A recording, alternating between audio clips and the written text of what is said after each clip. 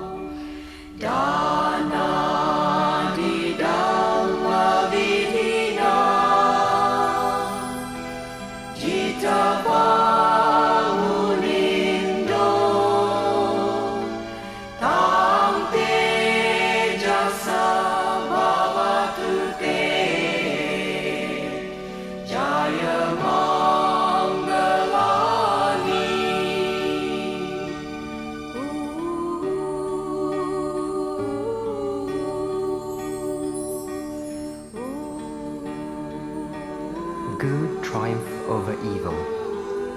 With gentleness, overcome anger. With charity, overcome stinginess. With truth, overcome deceit. This the Buddha taught. When the Lord was stormed by Mara, challenged to a battle by Alavaka, and attacked by the ferocious elephant, Nalagiri, he subdued them all with his perfection of giving, patience, and all-embracing love. By the power of that spiritual glory, may joyous victory be yours.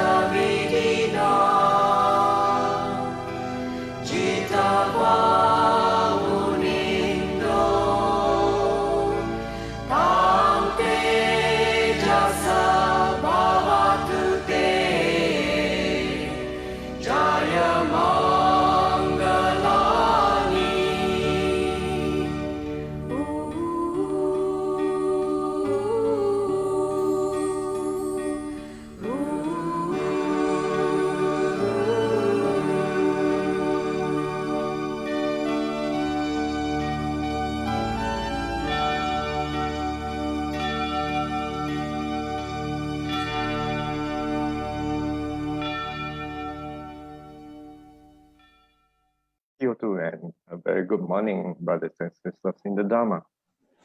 Welcome once again to the weekly Sunday Puja and Dhamma sharing online, organized by Maha Satipatthana Buddhist Society and supported by Theravada Buddhist Council of Malaysia.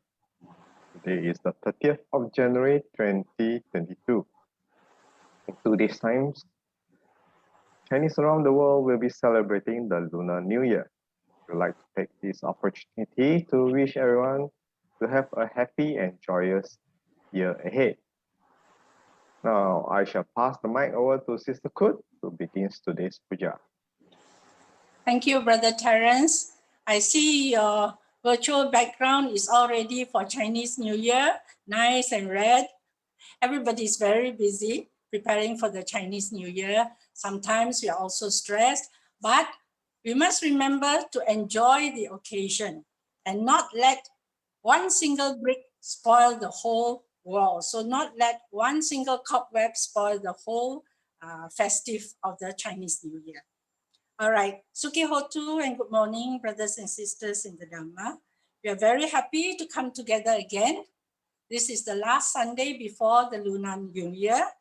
And today we also have Brother Nee Wern to give his Dhamma sharing on dealing with difficult people, giving feedback. Now, this is a continuation from his last month's talk, where he also talked about dealing with difficult people. But today, he's going to give us the solution or some situations where we should give feedbacks, because Asians are very paise type people, you know. Sometimes when we see a wrong or we see that something can be done better, but we hold our tongue because we say it's not very nice. So Brother Nee Wern will discuss with us the positive way of doing, giving feedbacks. All right, now let us compose our minds to begin our Sunday Puja, because this Sunday Puja is a very good way to remind us, very good way for us to reflect, have we done well the past week? And are we going to do well the coming week? And for Chinese New Year, are we going to do well for the coming year? In conjunction with that also, we will be doing the Chinese New Year Eve, not Sunday, Chinese New Year Eve Puja, which will start at 11 p.m. and will continue past midnight. So we happily invite all of you to come join us for this New Year's Eve Unison Puja. It will be on it will start at 11 p.m. on Chinese New Year Eve, after your reunion dinner. Okay, now let us calm our minds again and focus on the reflections of the offerings that I will read now. Offering of lights. May we offer these candles burning brightly out of deep respect and veneration to our enlightened master, the Buddha. May these lights symbolically guide us to the light of the Dhamma, which dispels the darkness of greed with the light of generosity, the gloominess of hatred with the light of love, and the darkness of ignorance with the light of wisdom through the Buddha, Dhamma, and Sangha. Offering of joss sticks and incense. May we offer these joss sticks and incense out of deep respect and veneration to our blessed Master, the Buddha. May our good deeds be like the fragrance of these joss sticks, cultivating compassion, patience, tolerance, understanding, and love towards all living beings. Offering of water.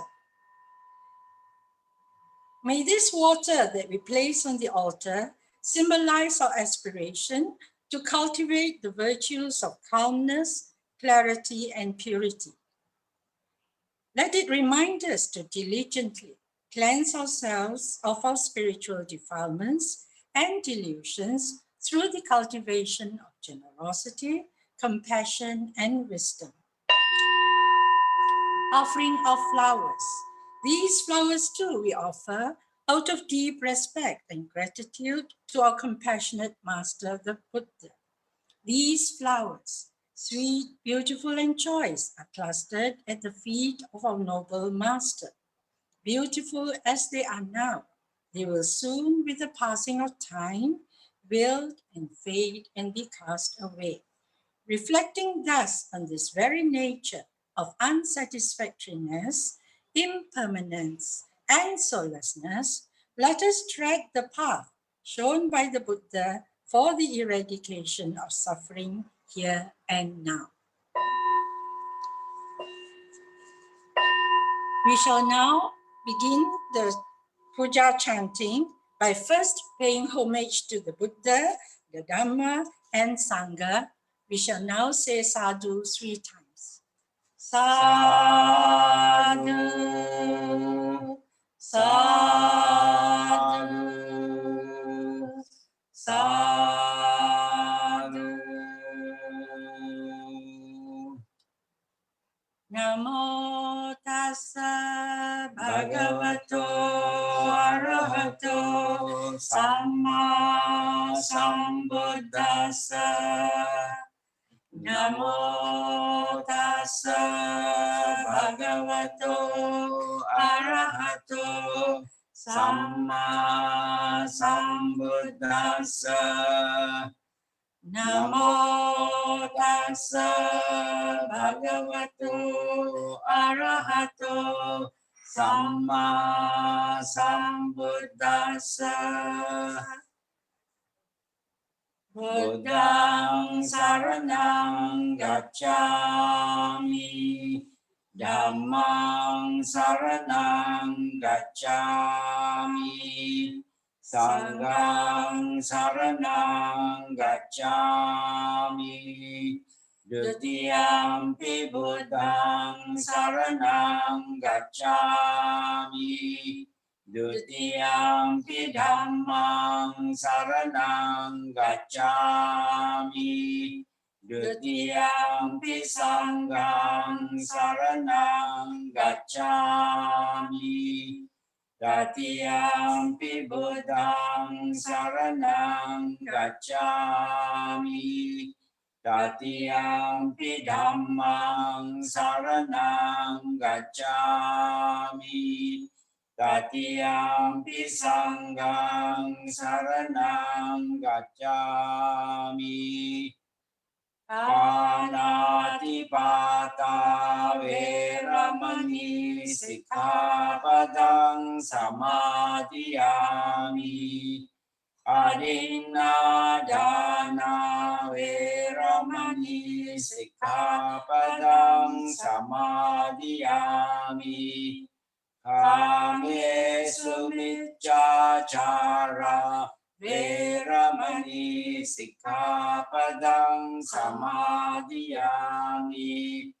Musawada veramani sikkhapadang samadhiyami. Surameraya majjapamadhatana veramani sikkhapadang samadhiyami. Itipiso bhagava arahang samma sambuddho vijjacharana sampanno sugato lokavidu anuttaro purisa dhamma sarati satta deva manusana buddho bhagavati swakato bhagavata dhammo sanjitiko akaliko ehipasiko opanaiko paccatang veditabo vinyuiti. Supatipanno bhagavato savaka sangho. Ujjupatipanno bhagavato savaka sangho. Nyayapatipanno bhagavato savaka sangho. Samiccippatipanno bhagavato savaka sangho. Yadidang cattari purisa yugani atta purisa puggala esa bhagavato savaka sangho. Ahuneyo pahuneyo dakineyo anjali karaniyo anuttarang punya kettam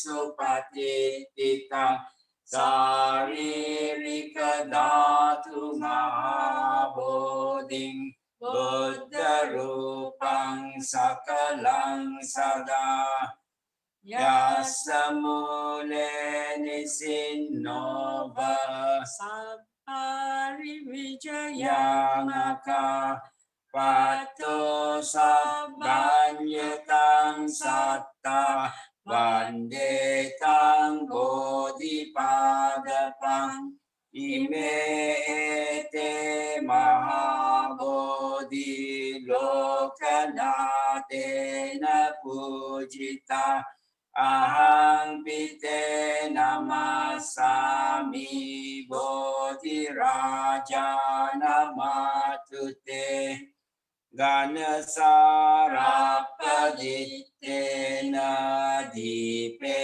นะธรรมดังสินาติโลกดิปังสัมบุตตังปุจยามิธัมโมนุดังกันดสัมภารยุตเตนะดุเปนะหังสุกันดินาปูจาเอปูจานิยันตังปูจาบาจนะมุตตมังอาดิวาเสตุโนบันเตปานิยังปาริคัปปิตังอนุกัมปังอุปาดายปฏิกันหาตุมุตตมังอาดิวาเสตุโนบันเตโภชนังปาริคัปปิตัง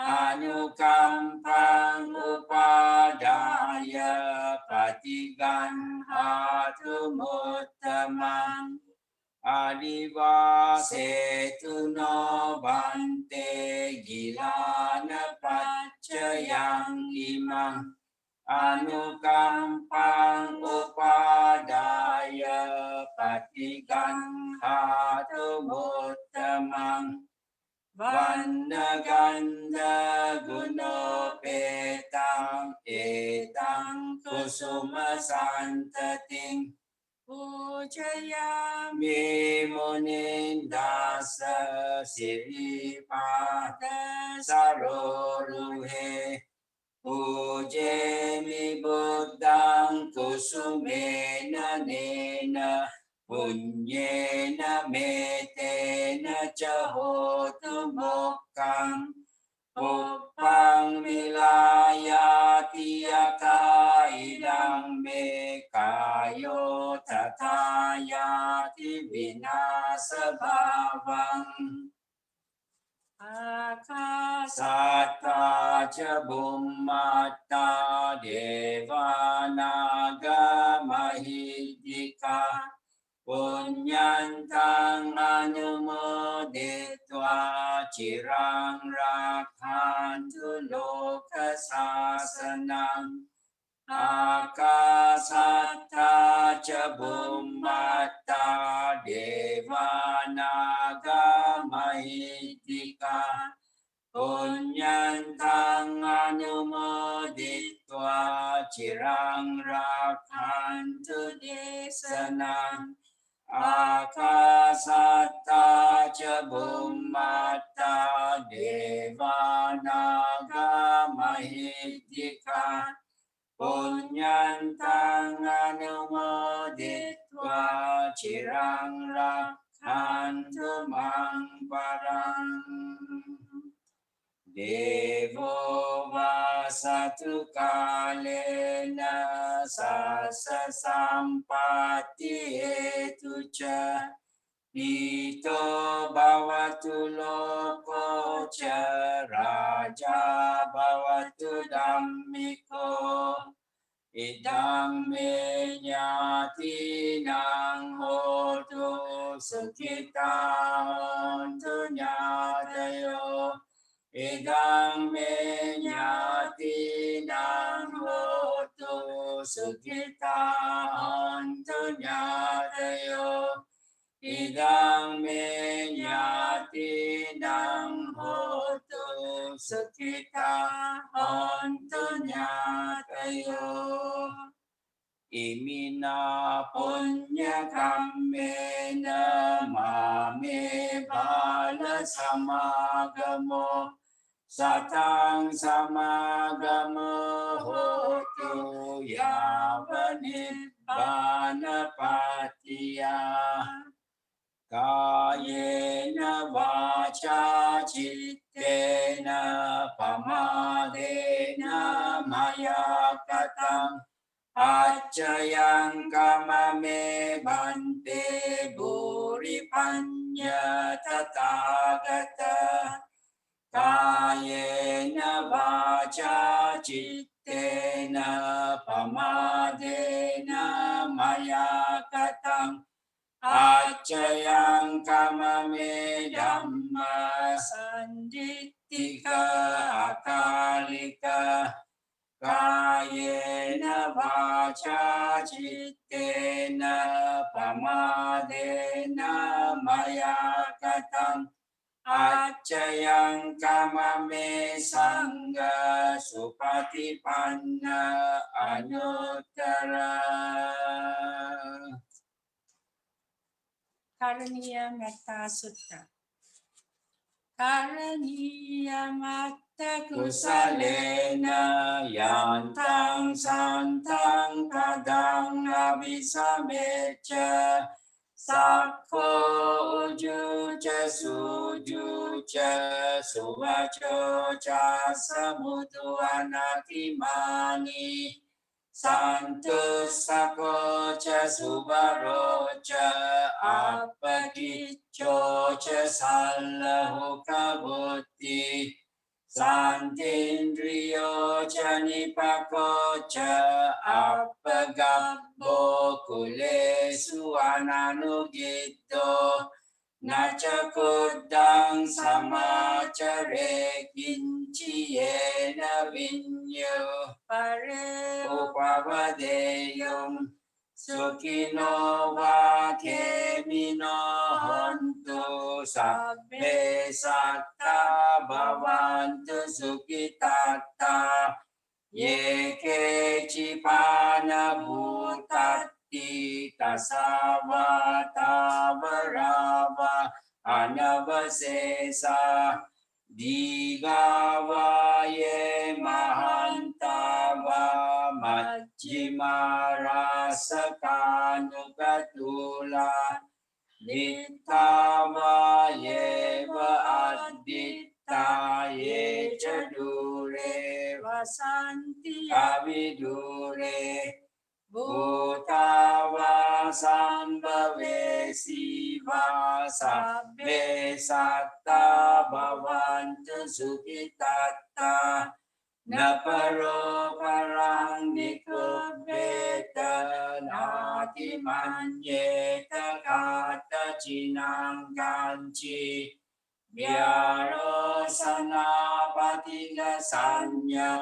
Nanya manya sadukka vicceya matayata niyam puttang ayusa eka putta manurake evang visabba bhutesu manasam bhavaye aparimanam Metang ca sabba lokasming manasang bhavaye aparimana Uddang ado ca kiriyan ca asang badang averang asapatang Titang carang nisinno va sayano va yavata savigata middo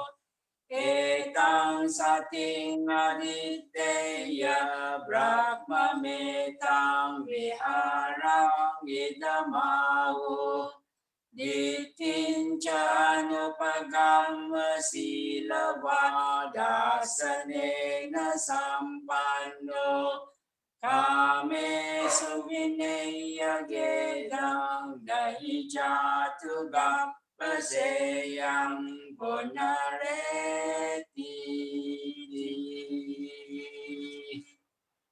Ekena Sacha Vajjena Sotite Hotu Sabada Ekena Sacha Vajjena Sotite Hotu Sabada Ekena Sacha Vajjena Sotite Hotu Sabada.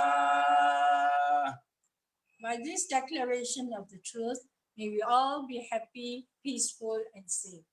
Sadhu, sadhu, sadhu.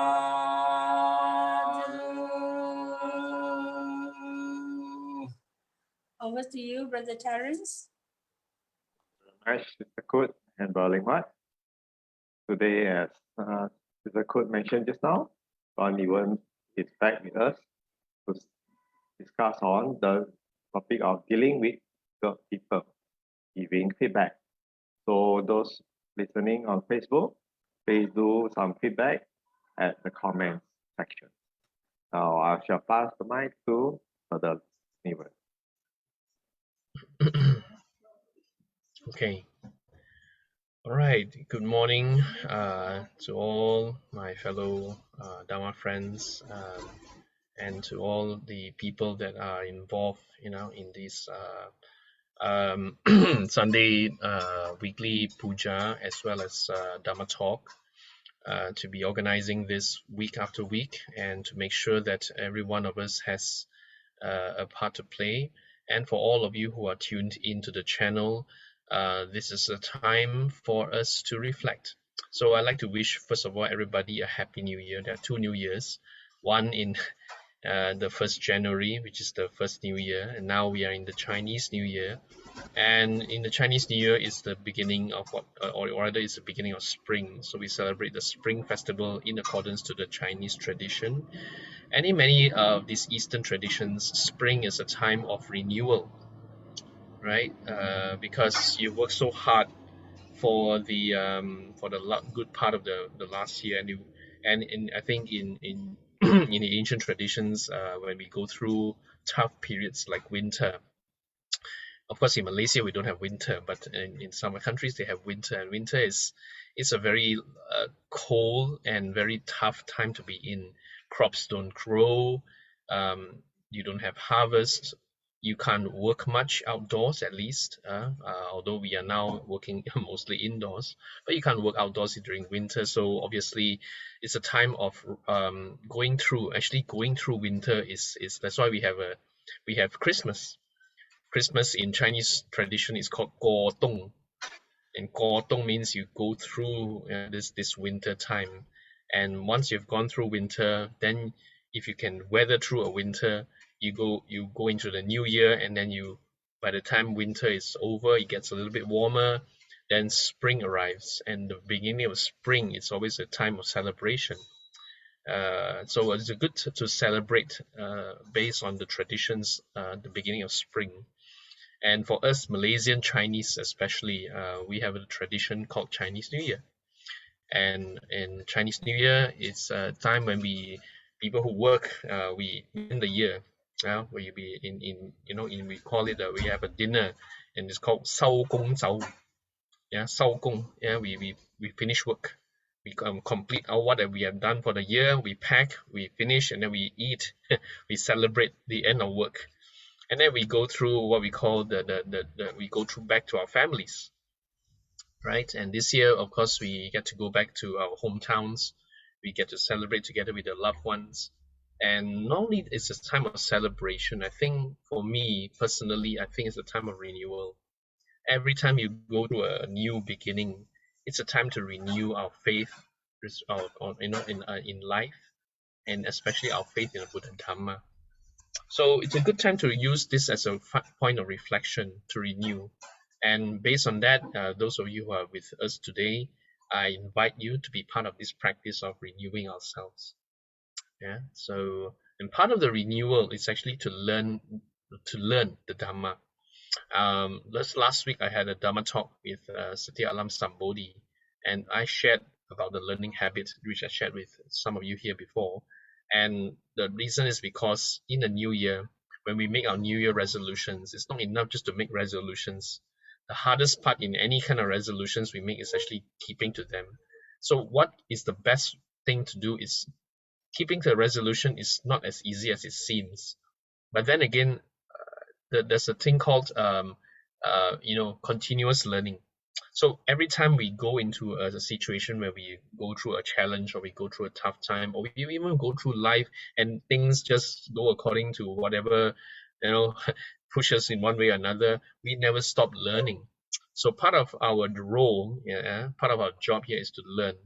And to what better way to learn than to come on a Sunday to be part of the community and practice. And I hope and I wish at some point soon, I hope that we will be able to meet you again back in our Buddhist centers, where we can come together as a community and be part of the practice again together. So today I'd like to just touch on a topic, because since I shared dealing with difficult people in the last session, I talked a lot about identifying what kind of people that we deal with, who are the people we deal with, and they are difficult, what's the reason? I think that's something I think we emphasize. And when we look at a person who is difficult, it's not that the entire person is difficult, it's their behavior is difficult. Could be their speech, could be sometimes their actions, sometimes the person may be pure in speech, impure in action. Some people could be impure in action, pure in speech. Right? Some people, their actions may be all right, but their speech may not be all right. So when they say things, they may offend you.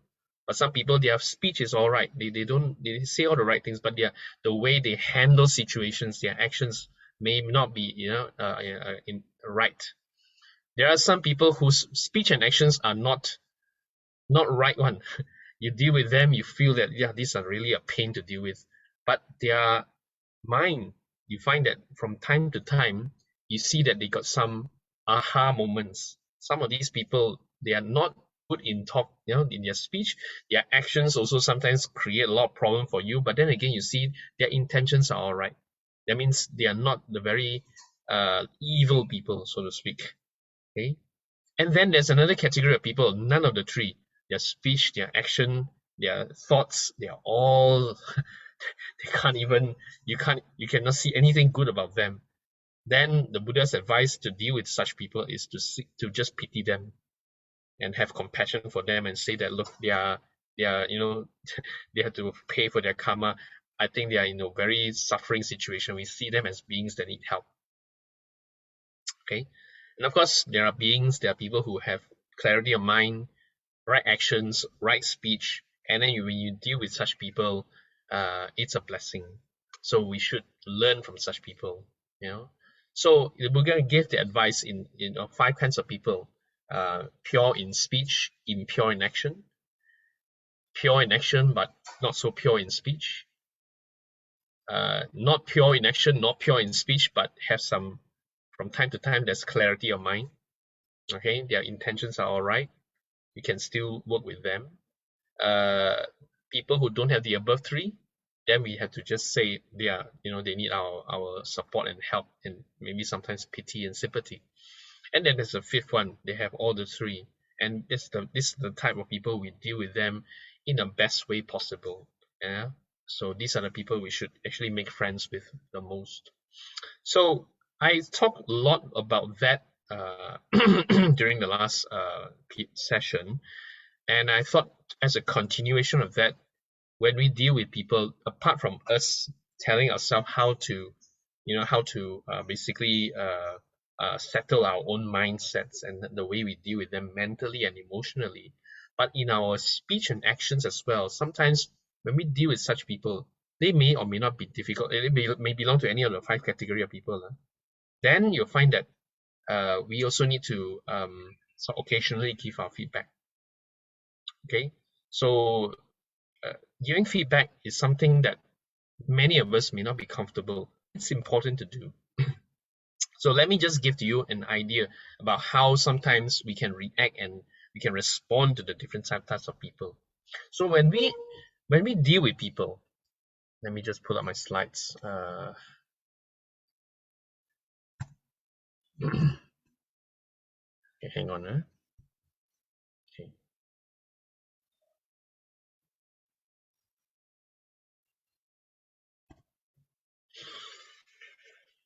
So I'm gonna use a simple chart here to say, okay, if I'm okay and you are not okay, my response to you is called aggressive. Okay, meaning I tell you off, I make sure I'm all right, you are not all right. So the way I handle you is, I make sure that I'm right, you're wrong, I'm okay, you're not okay. I want to make sure that you will feel all the pain and I feel all the joy from telling you off. That's being aggressive. So you can see on the side here, that's called I'm okay, you're not okay. That's being aggressive. Okay. Now, if I'm okay and you're okay, I'm called assertive. Okay. So which means that it's a win-win. I want to make sure I get my point across to you. I also make sure that you don't feel offended, and not only that, you can accept what I say. Then I'm being assertive. So there's a difference between aggressive and assertive. Aggressive is a lot more I win, you lose. Whereas assertive is I win, you win. And both of us win at the same time. And it takes now the other extreme can be like this. You are okay, I'm not okay. It's called passive. Okay, so you're okay, I'm not okay. Okay means I'm passive. When I'm passive, it means it's okay lah, I know. But actually I'm not okay. But then I want to make sure you're feeling okay. So I'm not gonna say anything, and I'm just gonna be passively. Sometimes even though you are very very pain, I would just be very passive. And sometimes people like this, they will just continue to take the blow until they cannot take it anymore. There's an outburst, and then they feel guilty, and then go back to being passive again. All right. So have you ever experienced things like that? I'm sure we have. Okay. I myself, at one time in some time in my life, I was quite a passive person because I want to make sure that people don't get offended. So I make sure that everyone is, quite all right, and I'm not all right. All right.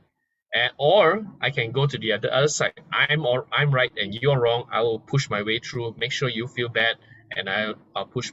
So I oscillate between the two extremes, the passive and the aggressive. And then but to learn to be assertive is another skill altogether. All right. Now there's another one. You're not okay. I'm not okay. This is called passive aggressive. What does it mean? Means it's a lose situation. All right. So in a very simple example can be, for example, somebody in a relationship, and let's say I'm in a relationship with a woman, and then after that there's a breakup. All right, and that one of them says, okay, I'm gonna leave you already. Then I feel so upset. So what I do is this: I'll tell her, if I can't have you, no one else can. All right, and that's called passive aggressive. I'm not okay, you're not okay. That's lose. Everybody lose. So it's called a passive aggressive. People like this, generally speaking, there's something wrong with them. They will make sure in their life they will not be happy, and make sure other people's life is also not happy. So they become a very uptight and very difficult, uptight person to deal with. And so I hope none of you will be in this category. But there are people like this who are very, very tough. They somehow they feel very bitter with life, and they make sure that in their life they will never feel happiness. Every time they feel some kind of happiness, they will sabotage themselves, and they sabotage the people around them. So when you deal with people like this, it's one of the worst. Please avoid them entirely. But we can either respond from either aggressive or passive or assertive. And of course, being assertive is the best. Right? Being aggressive, you put people down. Being passive, you put yourself down.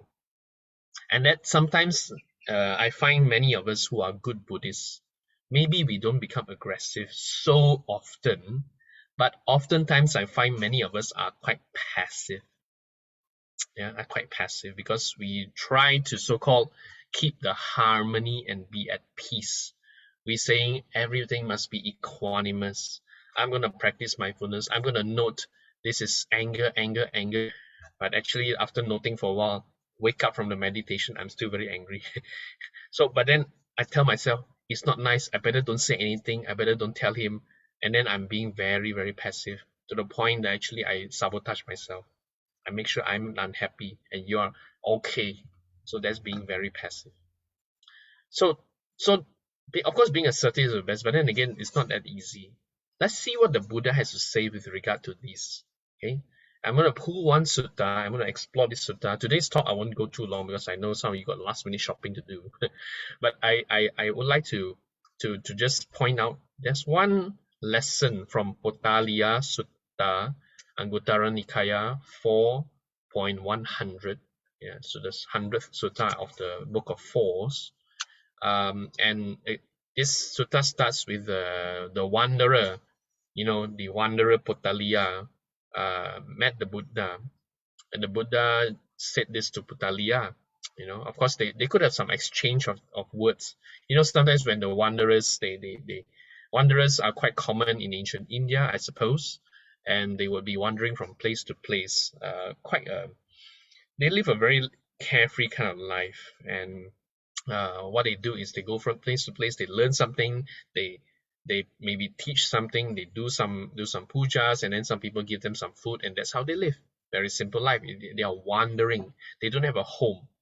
And in a way, the Buddha and the entire Sangha, the Buddhist tradition, are like wanderers. But the difference is that the Buddha goes about as a mendicant, carrying an alms bowl, not having a home, but has a very specific reason. It's not because they just want to wander around aimlessly, but the Buddha was very specific. The reason was he wants to be helping people. So that's what it means by Dhammadutta. Yeah, the Buddha goes around and with a purpose, and the purpose is to bring benefit to people. The purpose is to help people to relieve their suffering. So I think the Buddha was very clear about that purpose. But anyway, that's a different story entirely. I want to go straight to the sutta. So in the sutta, it says, Potaliya, these four people are found in the world. What for? That's what the Buddha said. Okay. Now there's one person criticizes those deserving of criticism at the right time, truthfully and substantively, but they don't praise those deserving of praise at the right time, truthfully and substantively. These are the people, are what we call the stingy people. Very stingy with their praises. Okay, but if something goes wrong, they will lay all the criticism on you. Okay, which is not, well, if he does it at the right time, truthfully and substantively, that's not too bad. Yeah, but then he doesn't praise you. Yeah, so there are people like that. They were, and when you do something wrong, they will tell you what you did wrong. They will criticize you. Yeah, and they will tell you the truth. Actually, most of the time when people criticize us, they are quite truthful one. Because that's what they think, that you should deserve it. You deserve my criticism. And sometimes they do it quite well. They tell you off, but they don't praise those deserving of praise. That means when you do something right, they don't go and say something good to you. Right? That's one type of people, and I'm sure you have encountered people like this before, where you do all those things that are right, and they don't say a thing, but you do one thing wrong, and they criticize you, and they make sure that you feel, of course, with good intention. Sometimes, people who criticize us, generally speaking, have good intentions. But of course, we can discount those that don't have good intention. They just want to criticize for the sake of criticizing. But there are those who criticize because they want us to maybe, learn something from it. But they don't praise you. So sometimes we can be like this. We may be criticizing only the faults of others. They do something wrong, we criticize. But we weigh between the two. We criticize more than we praise. So there's no balance here. We tend to be imbalanced in our approach in terms of when we deal with people. So when we deal with somebody who is difficult to us, when we deal with them, when we have to sometimes feel that they deserve my criticism, they deserve my, then I think it's right for us to criticize them at the right time, truthfully and substantively. But at the same time, if they they don't praise those deserving of praise, then it's very imbalanced. All right, so that's what he told Puttaliya. That's the first type of people. Then, of course, the Buddha is very systematic in his teaching. The Buddha says, another person praises those deserving of praise at the right time, truthfully and substantively, but they don't criticize those deserving of criticism. So there are those people who only praise but never criticize. So the first type of people, they only criticize but they don't praise. And that's quite habitual sometimes, because in life we are brought up to, with certain values and some habits. And some of us have a habit of criticizing others, but never have a habit of praising others.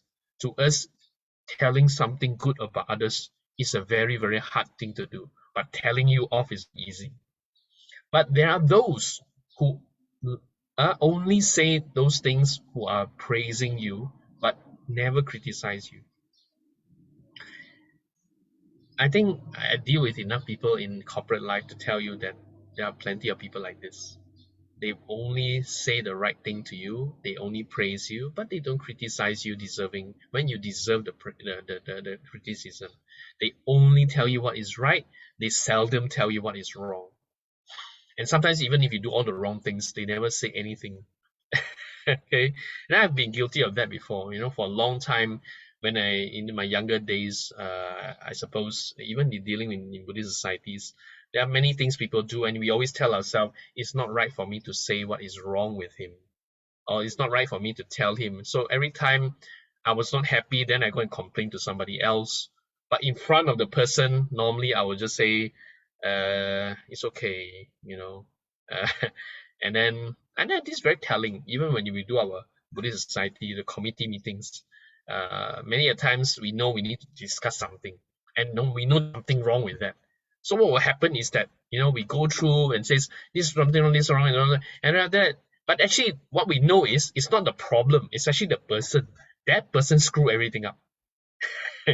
And sometimes the person may not be somebody who's doing the work. It may be just because the decision maker, the head of department, head of Dhamma, go and screw up and make the whole thing very, very bad, and make the whole thing very confusing. People are not clear what they do. But then when we go for the meeting, I think it's okay lah. I think so we end up solving problems, solving the wrong problem, but not the problem of the person who's supposed to do the work never do the work, and we never tell them.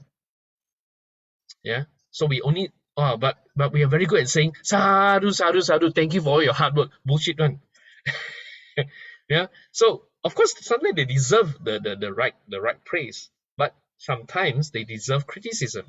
If they have never checked their work, never do their things, and they create a lot of problem for us, then they deserve criticism. But then some people, they don't criticize people. They don't give feedback. Okay? They don't tell them what's wrong. They only tell them so sometimes we are saying all the politically correct things so that everybody walk away. And you know what? After the meeting, yeah, it's okay. I think it's okay, And also, sometimes some people are that very difficult one.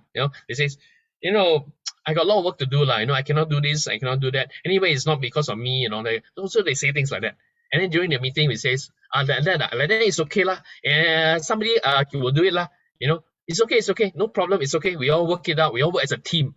Or non-near working as a team. Bullshit. Yeah.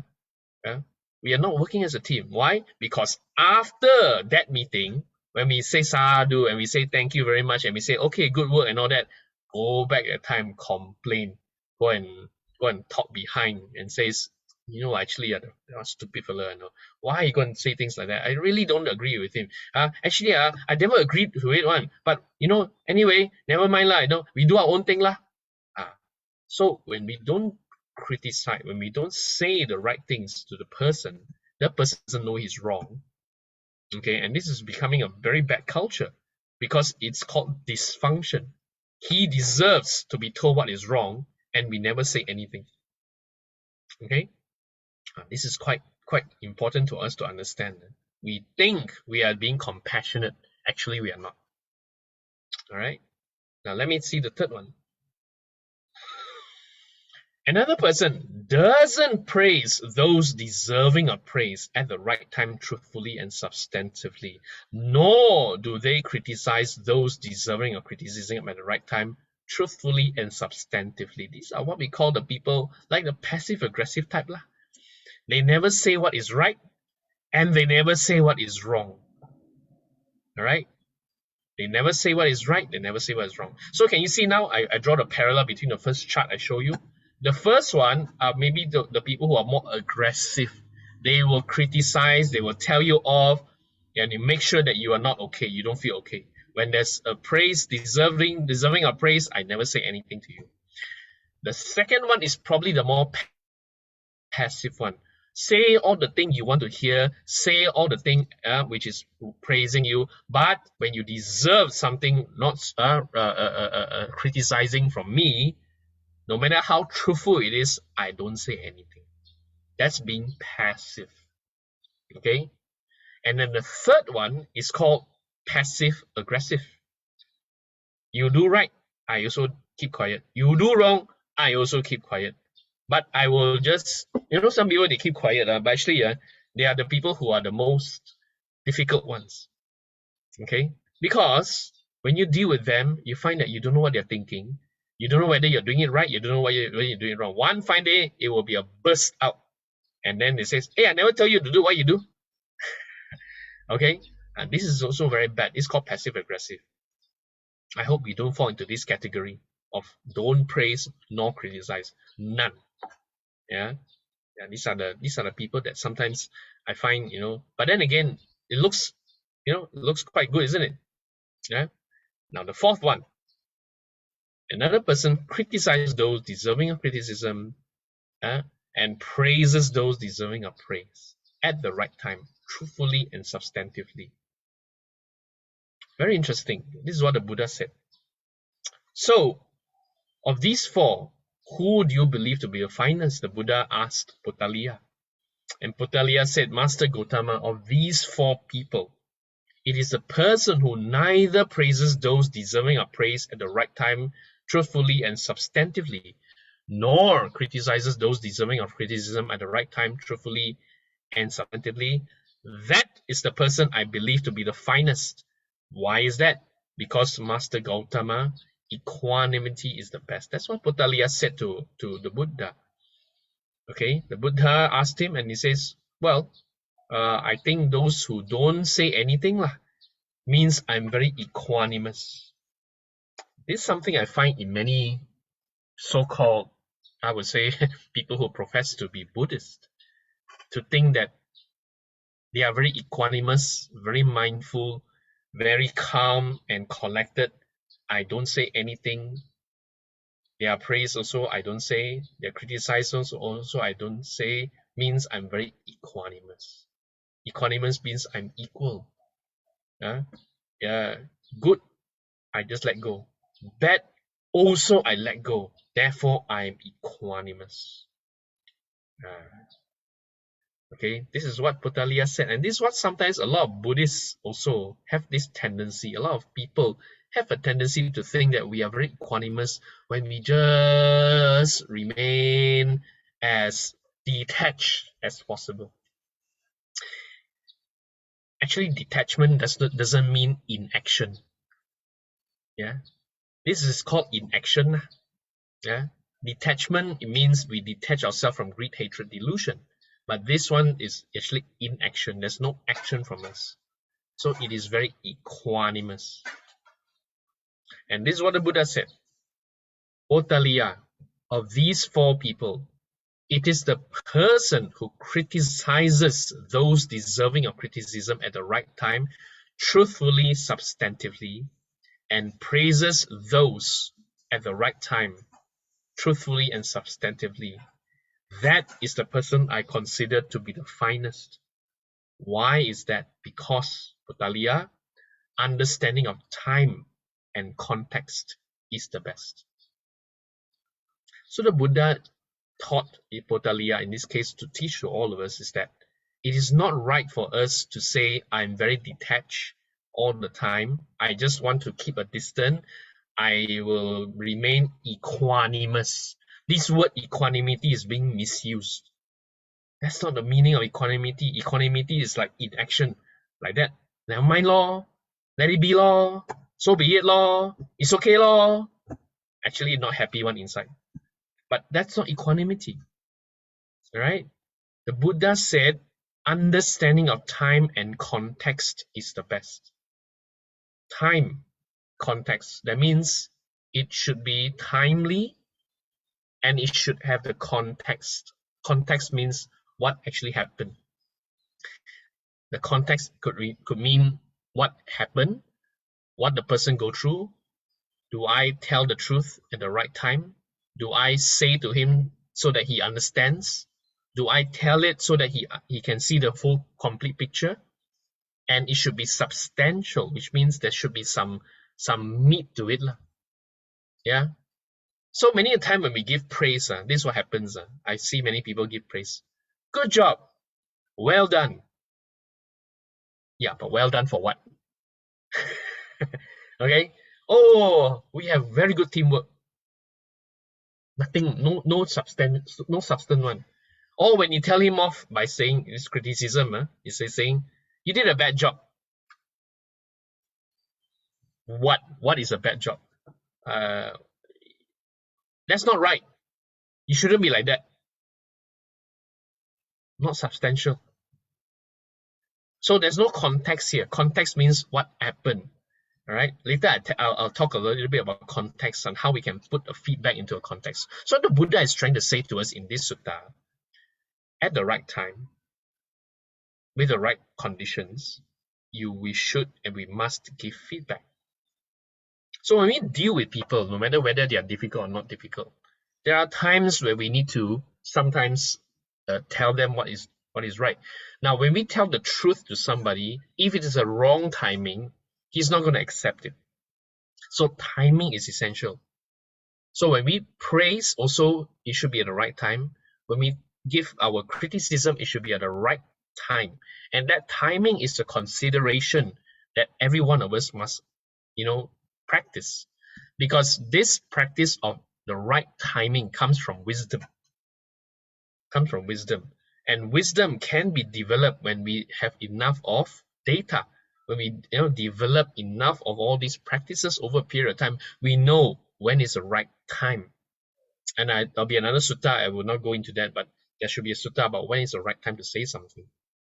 Yeah, the Abhayaraja Kumara Sutta and the Vacha Sutta, it's all talking about timing. Yeah? And the Buddha was very clear about this. It's about timing. If at the right time it should be said and we don't say, that's not wise. And that's also not compassionate.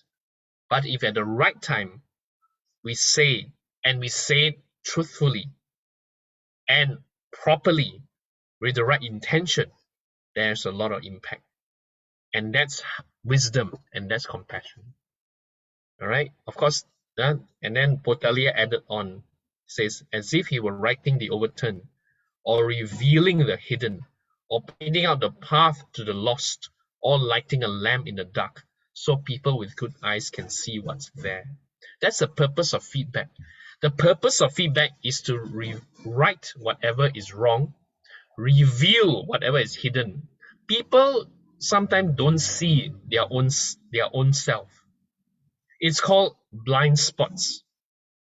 People do have blind spots. Even I have blind spots. I have many things that I don't know about myself, but you know. All right? So there are people, if I don't know what I don't know about me, and you know what about me, it's called my blind spot. The what they call the analogy for blind spot is like, for example, bad breath. Bad breath is like that. You don't know you got bad breath. Only other people know you got bad breath. Yeah, you can't smell your own breath one most of the time, but people would know. So bad breath is something like it's a blind spot is something like bad breath. I don't know my actions and my speech are causing harm, but you know, other people know. So people that we deal with all have blind spots. Our role, if we want to be compassionate and we want to do the Buddhist practice, is not to only keep quiet. It's not to be so-called calm and detached all the time. That's a false way of telling ourselves, I am very equanimous. Actually, we are not. We are just taking the easy way out. Yeah, better don't say anything. Not agree also never mind. So I don't praise him. I don't say anything, and then I don't criticize also. So I just keep to myself, and then one fine day it's gonna burst. That's not equanimous, right? The real challenge or the real thing that takes courage, it comes from wisdom, is this one.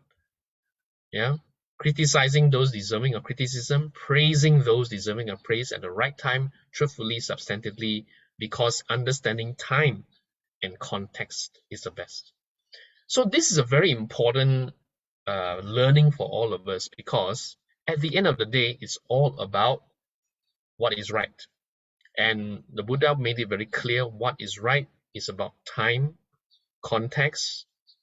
Those things become very clear to us. All right. So it's not true to say we must always be passively accepting what if you are dealing with difficult people, apart from us having metta for them and good what do you call good thoughts about them and things like that. I think at the right time, what is need to be said must be said. What need to be told must be told, whether good or bad. The positive and negative are also feedback.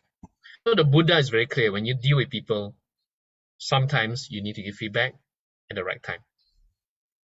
So we need to shift our mindset from being very passive, which we may not realize we are passive because we always think that we are very equanimous, we are so-called very compassionate, and we are very, of course in Hokkien we say 𝐾𝐡𝐚𝐽, but it's not just 𝐾𝐡𝐽. This is a mindset to think that we shouldn't be like that. We should be compassionate. So let's all work in harmony.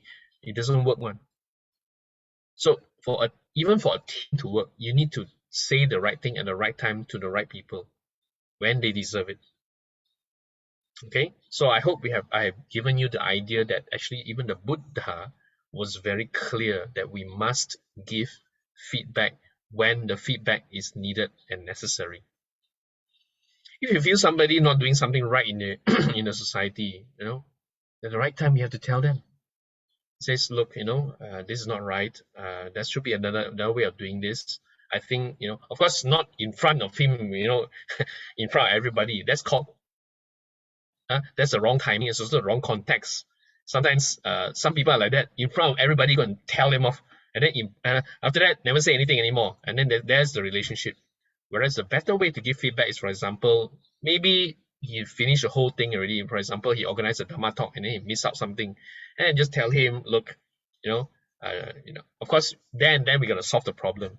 Maybe it has a lot to do with the technical issue was not solved and things like that. But after that, when the whole thing is over, do I sit down with you and say,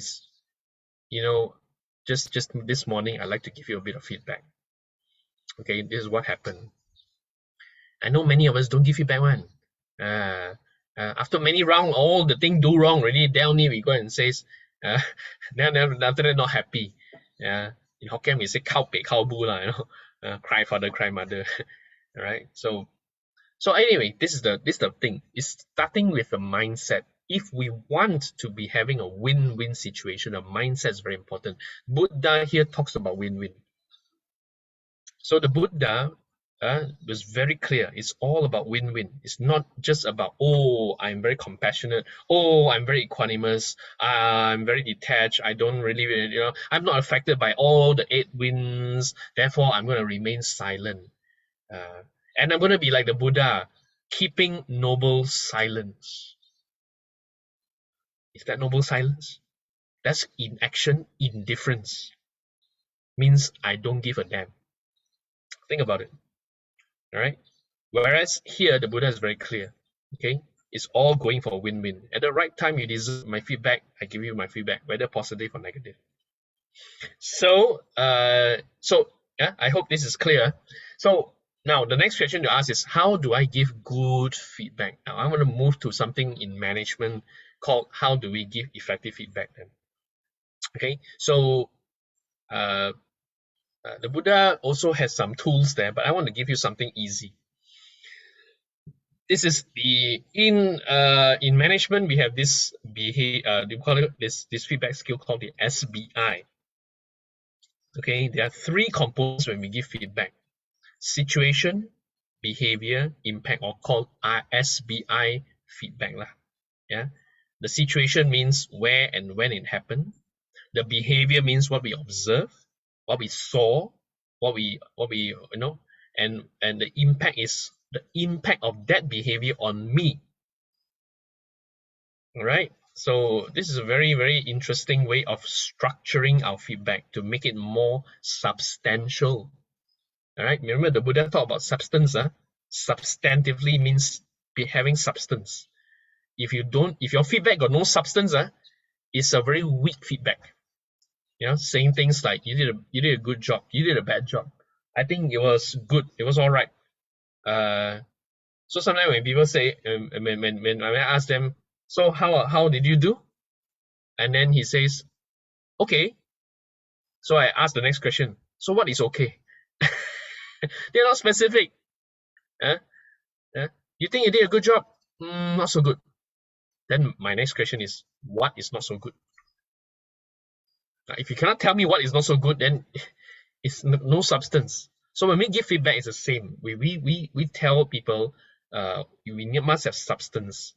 All right, and that means structuring the feedback in a way that will be more appropriate without judgment. Many a time when we say that's not so correct, it's a judgment already. In fact, that person will think, how can you say it's not so correct? Why you say so? It's not fair to say that. That's the reaction you get. Whereas if we give a very clear feedback with substance, then that feedback is more easily received. Let me give you an example. So the first is to start with the situation. When giving feedback, it's good to always define where and when it happened. In other words, it's very specific to an incident or an episode. So when you put the feedback into the context, then the person recall back to the time and place it happened. Yeah. So sometimes when you want to give feedback, don't give very general thing. You're always late. You're always very difficult. You never do this. You never do that. You're always doing this. You're always doing that. That's called the no situation. So let me give you an example, two examples here. During yesterday's morning's EXCO meeting, when you gave your presentation, this is very, very specific. It's the where and when. Yesterday morning, where and during the meeting. This is when it happened. Okay? And the Dhamma talk on Sunday afternoon. So you bring the person back to the time or the place or the incident that happened. Yeah. So the first thing is to give the situation. This is very important when we give feedback. Don't just give general statements like, it was one of the worst time. That Dhamma talk not so good lah. For example. So this is a very clear one. Bring them back to the situation. Now the next, after we talk about the situation, remember this is very important. Feedback needs to be specific. So when we put people into a situation, it's very specific to that particular situation. So we're not talking about anything else. We're not talking about any other situation. We're just talking about that situation. Then behavior is the next thing we say. This is challenging because you must communicate only those behavior that you saw, you observed with your very own eyes. This is hard because many a time we are not observant of people. We don't observe their behaviors enough. We just have a feeling it's not so good, or we have a feeling it's good. So sometimes that is not good enough because it becomes a very general statement. So when we say behavior, is something I saw that you did or you didn't do. So for example, during yesterday's morning's EXCO meeting, when you gave your presentation, I saw that you seem uncertain about 2 of the slides and some of your data were incorrect. Now, this is very clear, isn't it? So the situation was during yesterday's EXCO meeting, you gave your presentation. This what, then I observed you seem uncertain and some of your data were not correct. That's a behavior I observed. At the Dhamma talk on Sunday afternoon, I observed that you ensured that the event started on time and that everything was prepared in advance. Instead of saying, wow, today you organized Dhamma talk very good. That's not a feedback, that's praising. But a feedback is very clear. At the Dhamma talk on Sunday afternoon, I observed that you ensured the event started on time, everything was prepared in advance. Very specific, very clear. Okay? Do that immediately. The person you're not judging, we're not telling them what is wrong, or what is right in a very general way. We are just telling the facts. Yeah. Now the third one is also very important, and this third one is called impact. The impact is, what is the impact of that behavior on me, the observer? For example, here again, during yesterday's morning's EXCO meeting, when you gave your presentation, I saw that you seemed uncertain about 2 of your slides. Some of the data were incorrect. The impact here, I felt embarrassed because the entire EXCO was there. I'm concerned that this has affected the reputation of our team. Now, it may sound like very artificial. Actually, it's not. You can use it in your own language, in your own way. So yesterday, when I saw during the yesterday meeting, 1 or 2 of your slides were not so correct. Okay, I saw that, and I think what the impact is that for the entire team here is that it makes us look very bad. My feedback to you, this is what, when you give feedback like this, you're not judging the person. You're not saying he do a bad job. I'm not saying you are doing the wrong thing. I'm just telling you what I saw, what I observed. So when we deal with people, when you tell people what you saw, what you observed, they normally can't deny it. The minute you start to judge them, I don't think you're right. Who say I'm not right? I think you're wrong in this. Who say I'm wrong? So you start to judge them, they start to retaliate. But if you give a feedback like this, generally speaking, in most situations, they will not. Okay. This example, positive one. At the Dhamma talk on Sunday afternoon, I observed everything, ensured that everything started on time, everything prepared in advance. I felt proud that you did such an excellent job, and put the organization in a good light. Thanks. Yeah. So again, when you give positive feedback, we can even be very clear and very specific so that we are not judging. Neither are we overpraising, but we are just giving what is true. Remember what the Buddha said? Truthfully, at the right time. Of course, here we're not, SBI doesn't talk about timing. Timing is very, very much about our judgment, right?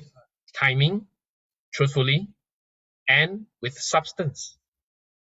Yeah, 3 things. It must be timely, it's truthful, and it's substance. Yes, SBI has these 2, truth and substance. Okay, so once you deliver feedback, encourage a person to think about the situation and to understand the impact of his or her behavior, if you have the time and if you think this is necessary to do so. So I hope I've given you an overview of the first part. I was talking more from the Pottaliya Sutta, the 4 types of people: those who either criticize but never praise, those who praise but never criticize, those who neither criticize nor praise. These are the worst one. But the Pottaliya misunderstood to think that neither criticizing nor praise means I'm very equanimous. That's wrong. Yeah, neither is just, if you do only praise but never criticize, you're just being very passive. Everything, say all the right thing to you, but never say anything you did wrong. Whereas if you're very aggressive, you just tell you what is wrong, only about what is wrong, but never say what is right. But if you want to be somebody more assertive, somebody more fair, somebody who looks for win-win, then the Buddha says, criticize at the right time, in the right place, with the truth. Praise at the right time, at the right place, with truth and with substance. because time and context are important. And of course, that's the mindset part. Then we move to the skill set. The SBI is the skill already. You want to give more substance, some of these are tools that will help you, right? Because here, this way of us giving our feedback would be very much in line with what the Buddha says about right speech. And right speech here includes saying things that people want to hear. It's pleasant. It's a truth. Okay, it leads to awareness of something. So, here is just another sutta to say, when others address you, their speech may be timely or untimely, true or untrue, gentle or harsh, and all those kind of things. Here, we should train our mind, thus our minds remain unaffected, utter no bitter words, abide compassionate for their welfare. Yeah. In other words, it all comes from back to intention. Remember that intention matters a lot when we want to give feedback. If our feedback to the person is meant to disparage, tell him off just because I want to make myself feel good, that's being aggressive. Or I want to make myself feel good because I don't want to offend you, that's being passive. But if my intention is to have compassion, then the Buddha's the Buddha's advice here will be very, very helpful. All right. So to conclude, when faced with a difficult person, know that it's due to causes and conditions. We can choose how we respond, and we respond to the situation with the appropriate time and the right context. Two things you need to understand. We need to know time, context, substance, truth. With all this, then we find that our dealings with others will be more in line with compassion, with wisdom. Right? Remember, it's all about that. So I hope with this simple message, we can begin our new year. Hopefully, during Chinese New Year, maybe we don't give so much of feedback. Maybe only talk a little bit about the food. 一个好食，这个好吃，这个不好吃。Okay. And things like that. But many a time during New Year, we only want to say all the right things, and I think that's something my father is very emphasizes that a lot. 過年我講好嘢. He always says you must say only good things and never criticize anything during Chinese New Year. Fine. But at the right time, remember timing, maybe a few days after that, if we feel we need to give some feedback, and if we are close to the person, it's also good to say, let me give you one or two feedback, good and bad. And there's maybe some of the things I mentioned here may be very helpful. Okay, so with that, I wish you all the best. I wish you a very happy new year. And I would like to extend all my greetings to all my fellow Buddhists in the community. May all be well, may all be happy, may all be peaceful. May we have a good renewal for the new year, and may we renew ourselves to welcome new challenges and new blessings ahead. Sadhu. Anyone for today's sharing?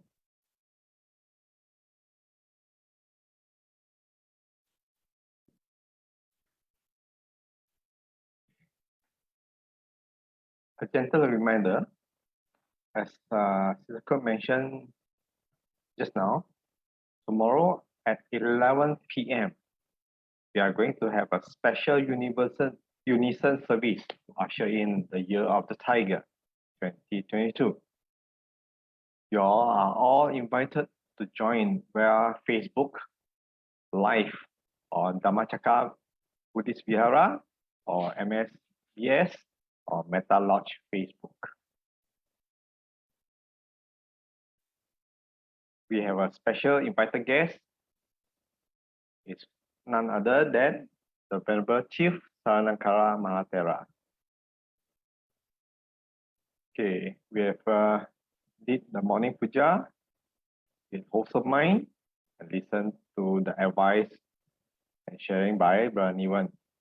Now let's compose our minds and do some dedication of merits and transfer my merits.